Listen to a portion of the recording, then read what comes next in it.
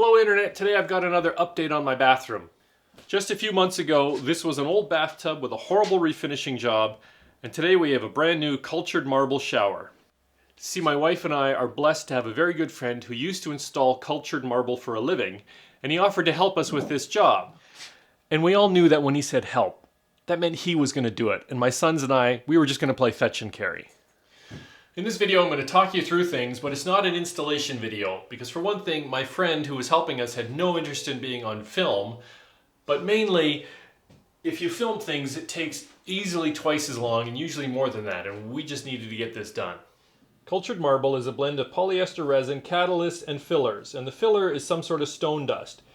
Now the parts for our bathroom were manufactured right here in London, Ontario, where we live, and they happen to use limestone for the filler. I have no idea if that really matters. I can tell you that we have another bathroom that's had a cultured marble shower in it for over 15 years, made by the same people, and it still looks great.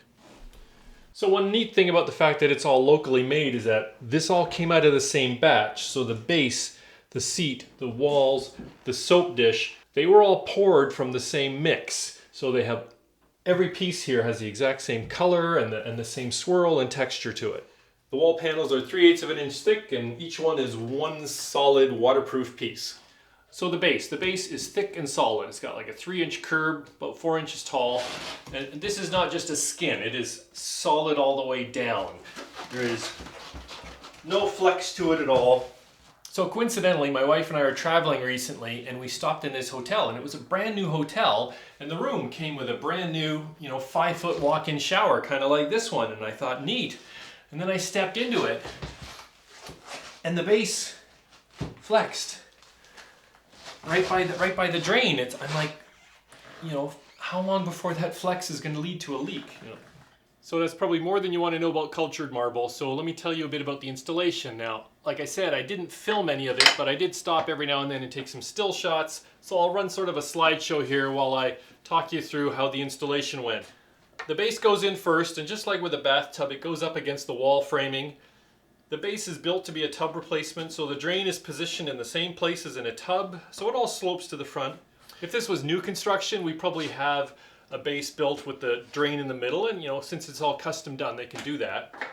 After the base went in, then we put up the walls. You need to keep the walls open for fitting the base because it goes right against the studs. And I know I was surprised when my buddy told me that I should put up plywood on the walls instead of drywall, and maybe a lot of you are surprised too. But it's the same thickness, 1/2-inch plywood, same as 1/2-inch drywall. The main thing is that now that you have plywood behind everything, in the future, if you ever needed to add a grab bar or a shelf, you could just put it anywhere because there's wood no matter where you're going to drill. And this was actually very helpful when we were putting in the sliding door too. There's continuous plywood behind the whole panel. And the ceiling goes in first so that it can be held up by the walls. It did need to have 4 screws in it to hold it in place. The pieces all come oversized, and they're all cut to size in the driveway. Here's the marble waiting to get installed. If you do something like this, move your car out of the driveway because there's going to be white dust blown everywhere by the cutting because it's cut with an abrasive disc. There's a lot of measuring and figuring before each piece is cut because houses are not really square. I took a look at the numbers that my buddy was writing down, and I got totally lost. So he might, for instance, like he had to do on this house, have to trim 1 inch at the top, 1/2 inch in the middle, and 1/4 inch at the bottom in order to make the panel match the crooked framing. So my buddy told me in all his years of installing marble, there was only twice where the framing was so straight that he could just, cut a piece of marble and slap it in without having to do any sort of fitting. The back goes in next, followed by the 2 ends. And if you're curious, it's all just held in place by silicone. Lots and lots of silicone. We went through a lot of silicone. So with the shower installed, I thought we were just about done, but we still had to do the door, and that still took a while because it's a complicated thing to get right. This is 8 mil thick glass, and it weighs a lot. 2 strong people could barely carry this from the van to the house when we got it from the store. And I made sure that we took it out of the box so that we could carry it upstairs in pieces, and even then it was still pretty heavy. It's a 78-inch tall door, which means we can step through without ducking, which is great. I'm 6'3".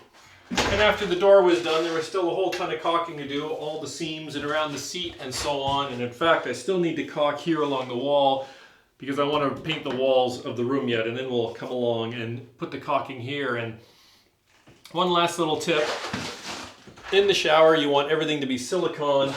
Out here against the painted wall you might want to put latex caulking so that you can paint it. And that's the end of my story. Hope you enjoyed it. And I kind of hope that I stopped getting all the hate mail comments on my Don't Paint Your Bathtub video from 2 years ago, but I'm not holding my breath on that. So, as always, thanks for stopping by. If you feel I've earned it, please consider subscribing, and we'll see you on the next video.